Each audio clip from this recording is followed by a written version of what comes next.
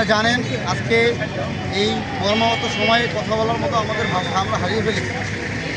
আমাদের হাদি ভাই এই 24 গণ অভ্যুত্থানের আন্দোলনের একজন নায়ক ছিল।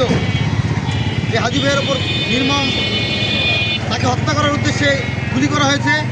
আমরা আহত জুলাই যোদ্ধারা, লালমনিরহাট জেলার আহত জুলাই যোদ্ধারা এর তীব্র প্রতিবাদ ও নিন্দা জানাই।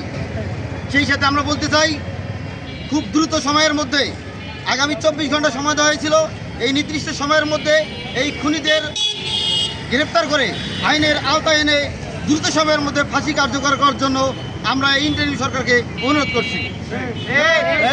এই বলে আমি আমার কথা এখানে শেষ করছি।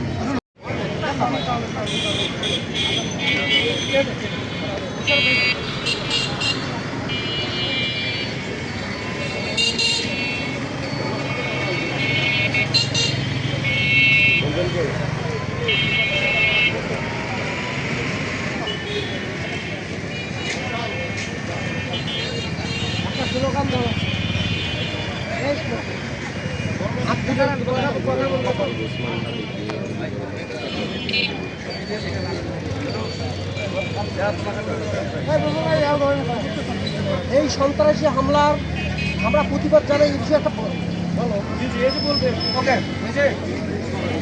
এটা 8 মিনিট স্লোগান হবে শেষ তো।